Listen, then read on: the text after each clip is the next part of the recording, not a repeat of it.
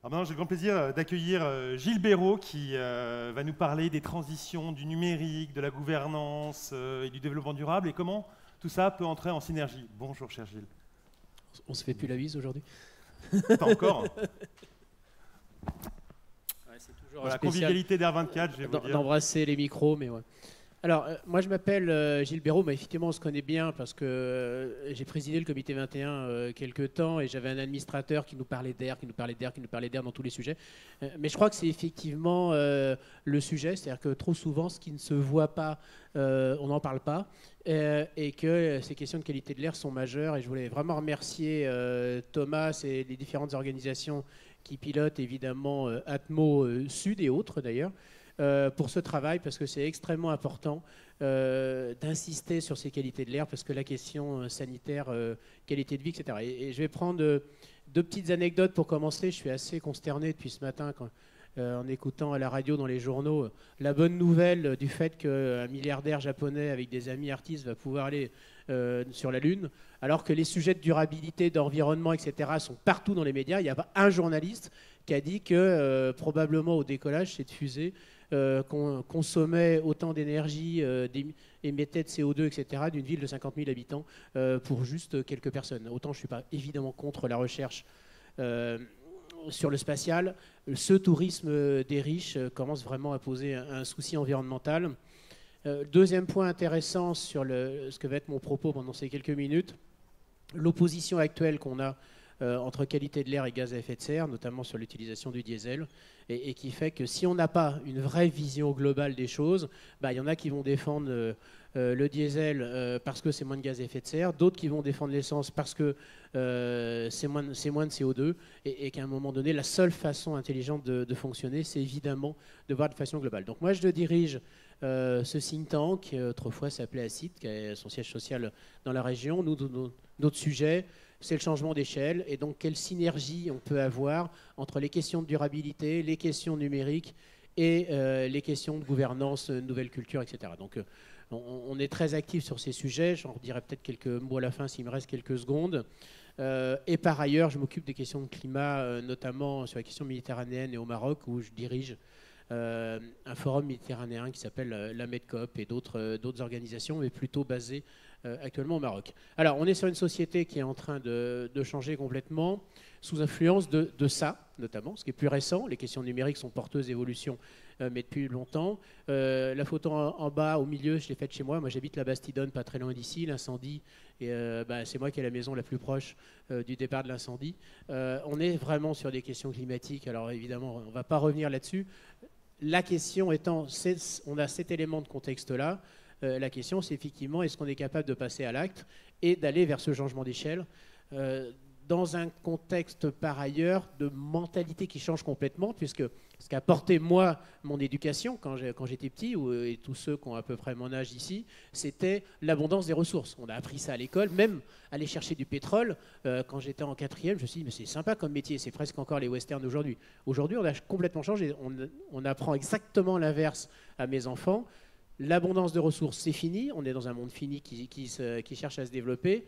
Par contre, la rareté, l'efficacité, ça, c'est le talent d'aujourd'hui. Ça paraît une évidence, mais ça ne l'est pas parce que c'est ancré culturellement en nous. C'est d'autant plus vrai qu'on est entre vitesse et accélération. Vous savez, est-ce qu'on est passé en état de transition ou est-ce qu'on est en transition vers autre chose? Ce qui est sûr, c'est qu'on y va vite et que pour l'instant, ça continue à s'accélérer. Quand il a fallu 3000 ans après l'invention de l'écriture pour transformer la société, peut-être 300 ans après l'invention de l'imprimerie, en 30 ans, le numérique a complètement tout changé. Et très probablement, on n'est même pas à 30% de ce que va changer le numérique. Quand on parlait j'avais écrit un livre qui s'appelle Le développement durable 2.0 il y a, je ne sais pas combien, je crois 7 ou 8 ans, 10 ans peut-être. On était 300 millions sur Facebook. Voilà, le développement durable 2.0, c'est plus le sujet du tout d'aujourd'hui. Quand on était encore à être content d'avoir des emails, des sites internet, il y avait un truc qui s'appelait les blogueurs, tout ça c'est fini. Pour ma fille de 14 ans, de toute façon vous êtes vieux, elle a beaucoup progressé. Hein. Il y a un an, on était vieux à 20 ans. Maintenant, on est vieux à 30 ans. Donc on a un léger progrès. Ce qui est sûr, c'est que Facebook, l'email, le téléphone, c'est pour les vieux. C'est pas pour c'est pas pour eux. On pourra en reparler juste après. Donc, pour aller extrêmement vite, Si ça vous intéresse, on a plein de publications, etc. On vient de faire une université d'été à Bordeaux la semaine dernière. On a identifié 5 clés qui sont les 5 clés pour nous pour une transition réussie. Une transition réussie, ça veut dire qu'elle est utile. Il faut se poser une vraie question d'utilité globale. Qu'elle est efficace, parce que si on oblige les gens, qu'on les emmène dans de la transformation, il faut effectivement que ça serve à quelque chose. Et qu'elle est agréable. Et le mot agréable est extrêmement important, je vais y revenir. D'abord, la priorité, c'est le renforcement de capacité. On n'est pas préparé aux transitions qui sont en train de se faire et on est encore moins préparé aux transitions qu'on doit intégrer, implémenter le plus rapidement possible. Et pour cela, il faut être capable d'attirer les talents. Cette question des capacités, elle est extrêmement forte et le fait de dire aux gens qui ont du talent, venez sur les sujets des enjeux sociétaux, elle est en train de se faire, mais elle ne va pas assez vite. Elle est en train de se faire parce qu'on se rend compte, par exemple, que les étudiants veulent être dans les ONG, veulent plus travailler. L'autre jour, j'ai fait une conférence sur les transitions sociétales et quelqu'un qui vient me voir à la fin en me disant « Écoutez, vous ne pouvez pas nous aider à recruter dans le nucléaire ?» Et cette personne qui est conseiller du président du CEA m'a dit « Ils ne veulent plus venir. Les jeunes qui ont du talent ne veulent plus venir. » Ce qui pose aussi des questions sécuritaires, puisque c'est des technologies qui ont besoin de nouveaux talents pour rester fiables. Donc on a des vrais soucis par rapport à ça. Sur tous ces enjeux, évidemment, il faut attirer les talents. Je crois que The Camp a été conçu par Frédéric à l'époque, vraiment dans cet état d'esprit-là. Enfin, à l'époque, pardon, j'ai l'impression de parler du siècle précédent, ça a quelques mois. Il n'y a encore pas si longtemps, j'étais en train de faire une visite de chantier. Deuxième point, c'est donner de l'innovation technologique. Évidemment, il y a des comportements plus éco-responsables avant, etc. Mais de toute façon, l'univers technologique, il est devant nous. Ça s'appelle la blockchain, ça s'appelle l'IA. Ça ne veut pas dire qu'il faut faire n'importe quoi, mais ça veut dire que toutes ces nouvelles technologies, on en a besoin pour pouvoir faire avancer les choses. Le troisième point, c'est celui des changements de comportement. Il faut rendre acceptable l'acceptabilité. Ce n'est pas parce qu'on pense que c'est bien. Alors, dans l'environnement, on est champion du monde de dire « Moi, ce que je fais, c'est super. Toi, tu es un méchant, tu es un salaud, tu es un politique, tu es un chef d'entreprise, c'est tout ce que tu veux. Il faut faire ça. C'est pas bien. Non, la question, elle n'est pas là. La question, elle est vraiment dans le changement de comportement. Il y a eu un film il y a quelques années qui s'appelle L'exercice de l'État. Je ne sais pas si vous avez vu ce film, c'est formidable. Il y a Michel Blanc qui joue le rôle d'un DIRCAP du ministère des Transports. Et il reçoit un soir à dîner, probablement à l'hôtel de Roquelaure, en tout cas, qui est le siège du ministre, en tout cas, ça y ressemble fortement, son ami DIRCAP du budget. Ils sont là tous les deux, je vous passe les réflexions. Regardez le film, c'est assez drôle. Pas tout le temps, mais c'est assez drôle. Et celui qui vient du budget lui dit, écoute, ça y est, j'ai décidé, je pars à la direction internationale de chez Vinci. L'État, on ne peut plus rien faire. On a quelques prérogatives. Et il dit ces petites phrases que je trouve extrêmement intéressantes. À quoi ça sert l'exercice du pouvoir sans la puissance d'agir? Et cette question-là, elle est majeure. Et c'est ce qui doit amener les changements de comportement. En gros, ne pas avoir raison sur l'autre et faire ensemble, même si ça prend le temps. Évidemment, les questions d'éducation, mais plus globalement, les questions de comportement. Le quatrième point, mais il n'y a pas d'hierarchie. Hein, d'ailleurs, il faut que je vire ces numéros.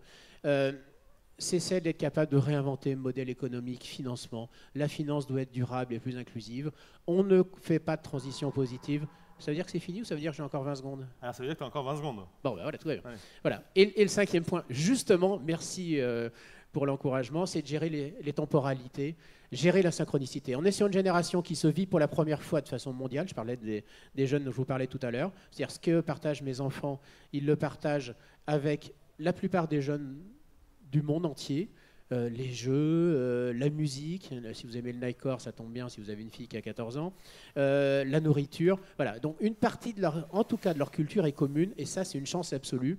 Et c'est une chance absolue sur cette génération, d'autant que j'appelle ça génération Minecraft. J'espère qu'il n'y a pas quelqu'un de chez Microsoft qui a demandé des droits.